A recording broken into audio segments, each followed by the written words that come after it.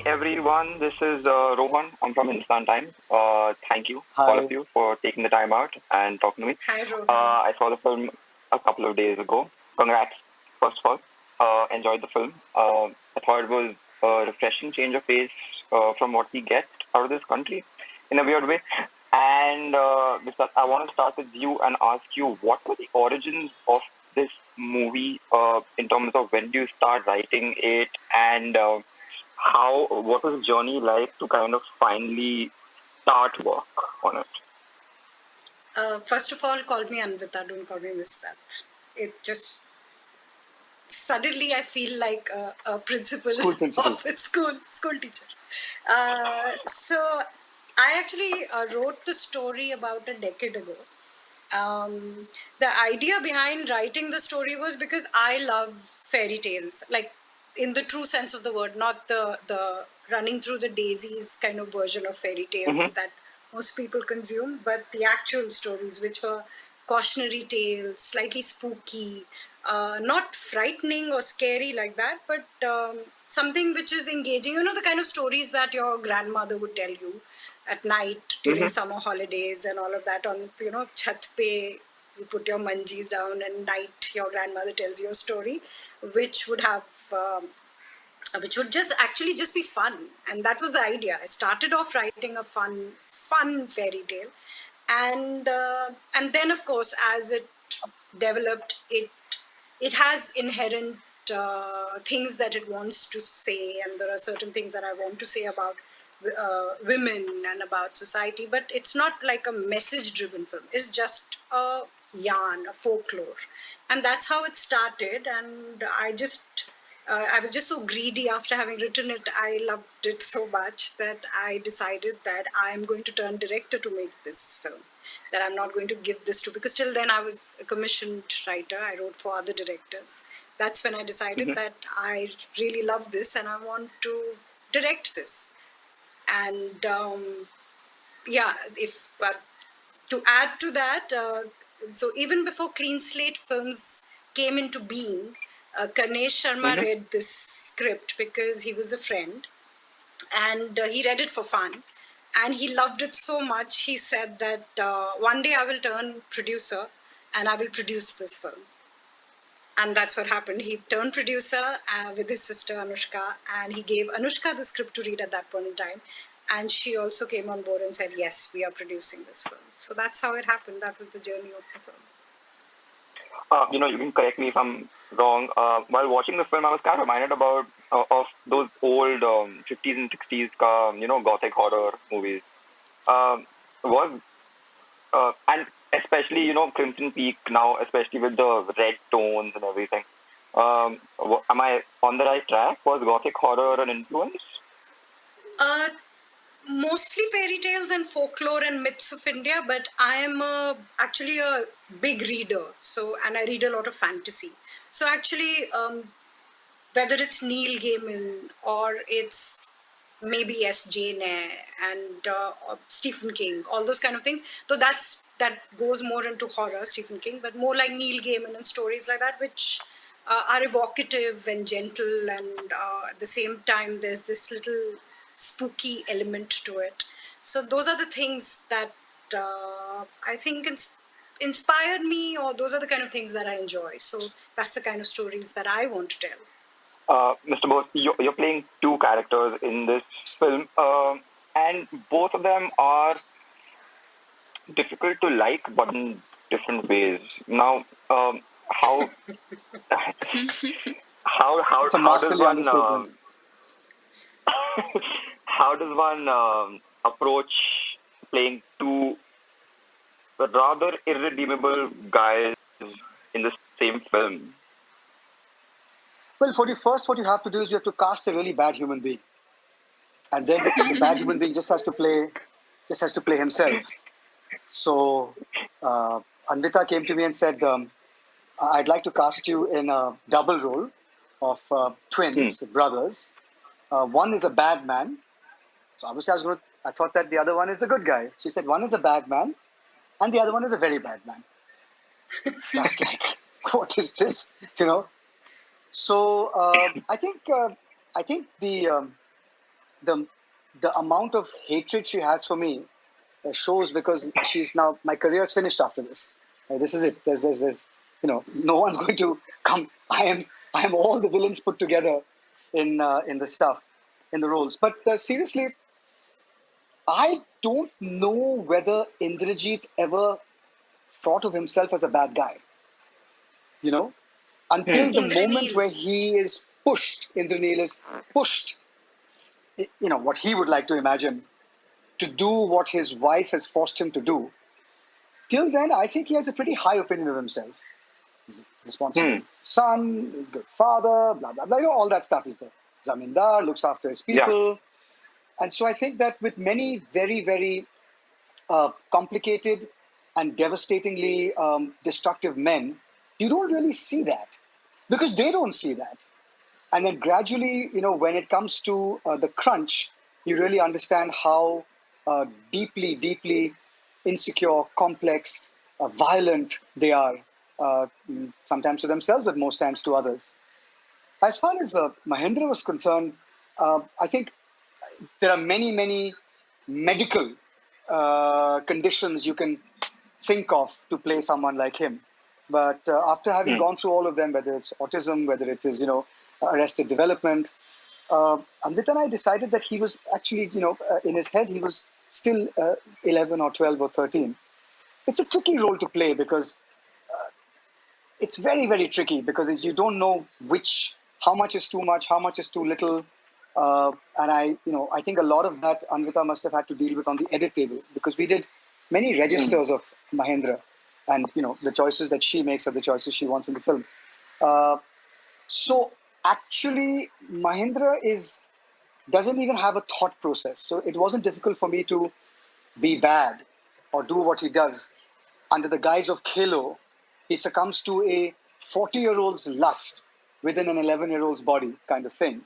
Hmm. So in that respect, I found them to be very different. But I kept telling Anvita, I was like, it's exhausting. Not so exhausting to play Mahendra, who was physically exhausting, and mentally you had to switch off. You could not switch on. You had to switch off. You had to be blank, which can be exhausting. But Indranil in itself was also, um, yeah, it was a look, great roles, great roles for any actor to get. So I'm really not, I'm not complaining, but exhausting. I can imagine. I mean, I really want to get into a couple of scenes specifically in the film, and I'll start with Tripti on this. Um, Two scenes in particular, where serious violence is inflicted upon Bulbul. And I just want to ask you, as an actor, how what goes through your mind when you're performing scenes such as this? Um, because it can't be easy, and then the film revolves around those scenes in many ways, right? Because your character is an origin story of Bulbul, and it's born out of violence. So, what was that like? So playing Bulbul has had its definite challenges, and those two scenes particularly that you're talking about were, when I first read those scenes in the script, I was like, I went up to Anvita and I said, how am I going to do this? Because this is very difficult. A, B, I'm sorry, but I was very intimidated by Rahul sir at first because I'd heard that he's a Bad very man. serious actor at that. Yeah, no, not a bad guy, but a very serious actor, and Rohan went he straight takes there, bad everything man. very seriously. But he's quite the opposite of that actually, and I have to give the credit to especially Rahul sir for because he made me feel very comfortable while doing those scenes. I remember he called me and Anvita both before, we went for the shoot, and he called us and he said, Tripti, I am going to go all out, and this is my responsibility as an actor to do my best in those scenes. I want you to know that I am your co-actor first and then an actor. And if at any point you feel uncomfortable, if you ever feel, that you need your co-actor to speak to, I'll be there for you. And that's exactly what he did. I'm sure that it was more difficult for him than me because I was still getting sympathy from the people who were around. Anvita, after every shot, after every cut, would come to me and hug me and cry and apologize. And she would be like, listen, I'm sorry I'm putting you through this, but this is really important for the film. And this man, I'm sure you must be going through a lot doing all of those things, because it is difficult for an actor to, do such scenes. And every time after cut, he would break from his zone and come to me and try and comfort me. He would go to all the ADs and tell them, please keep checking in on Tripti, because I really want her to feel comfortable. So I think a lot of it has to do with, uh, I have to give the credit to Rahul sir and Anvita for this. But as an actor, I was, I wanted to approach these two scenes as the character, and I wanted to feel everything that girl was supposed to feel in those two scenes. And surprisingly, we didn't really have any, we didn't prepare, we didn't rehearse for these two scenes. So it was definitely challenging, but it wouldn't have been possible without the help and support of these two people. May I add something here, Rohan? I'm sure Anvita will Yes. also add something.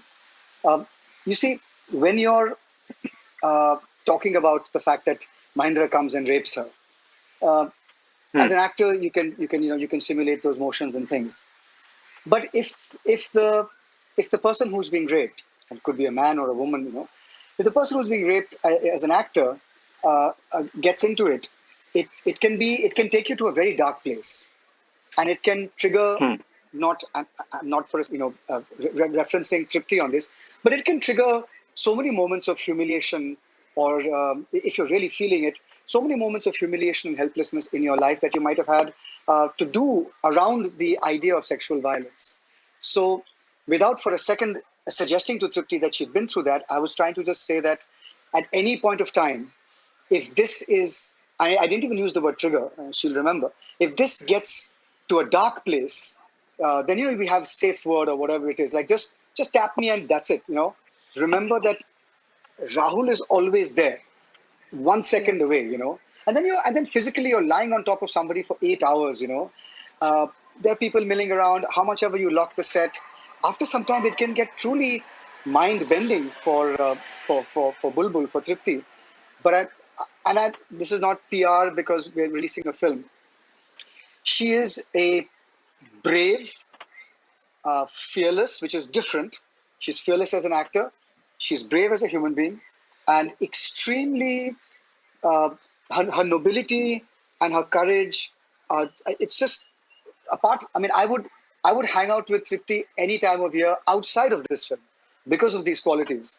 She's a remarkable, remarkable human being, and uh, the beating of the poker scene, really there was not much interaction. You know how it is, because it's. Yeah.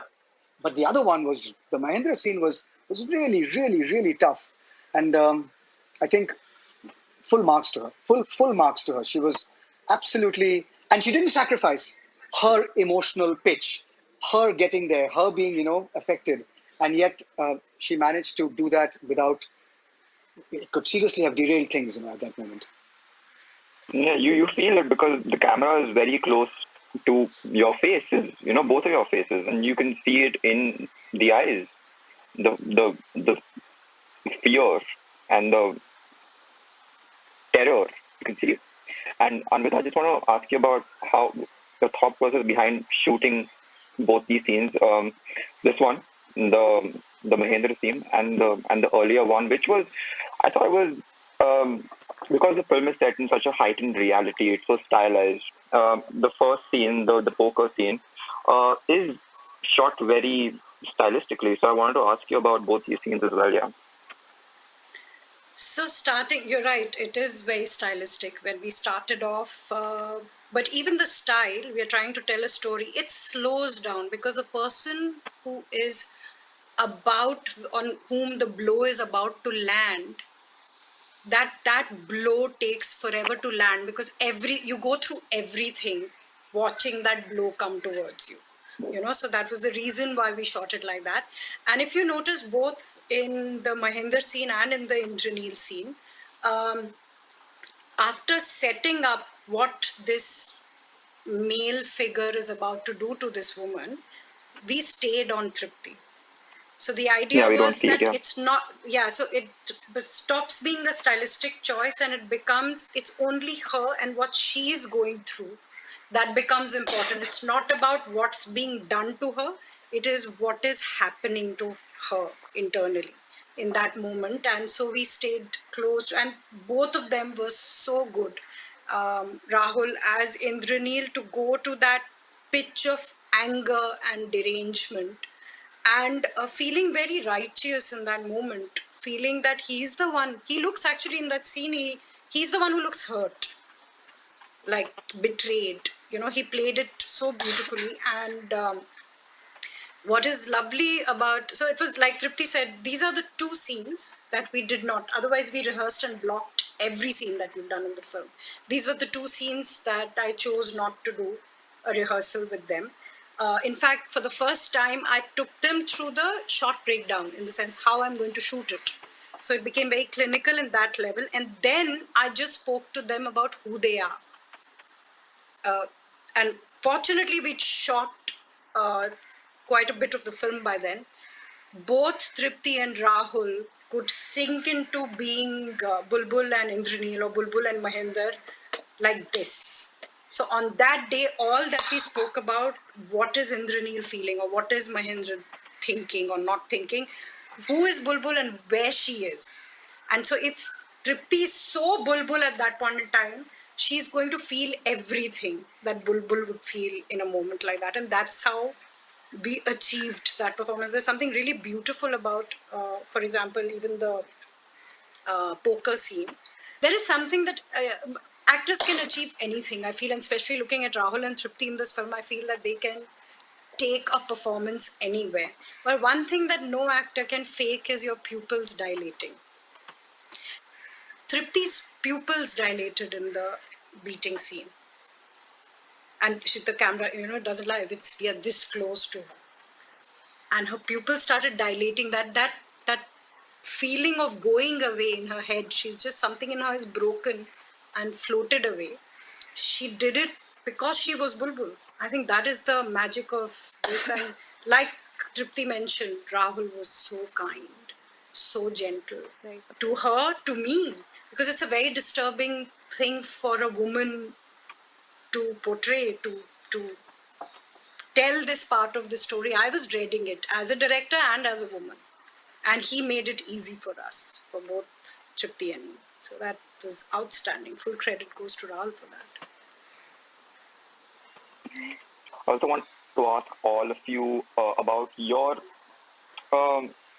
take on the idea of revenge. Because a lot of the times we see it as the first thought that comes in one's head when one feels mistreated.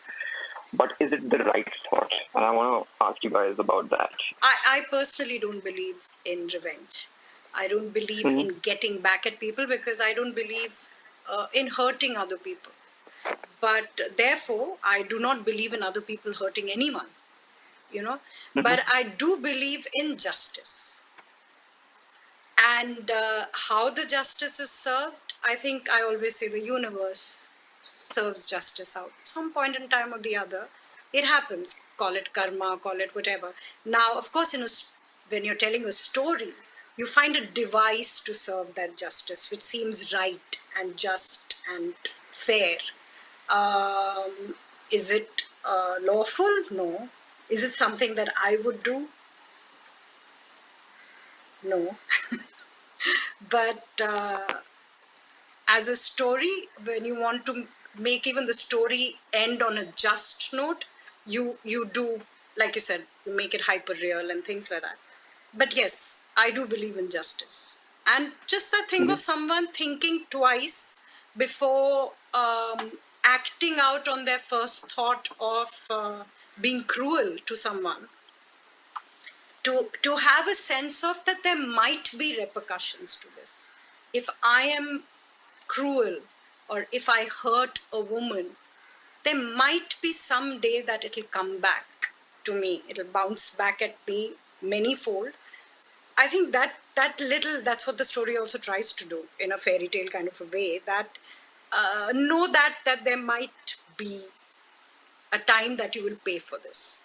So just that thought, to plant that thought, that is what the intention is. Rohan, it's a fantastic question. It's a great question. The one thing that I think Anvita hasn't addressed in her answer is that the girl dies. You see, Rohan, she's not taking revenge in the real world. The girl dies.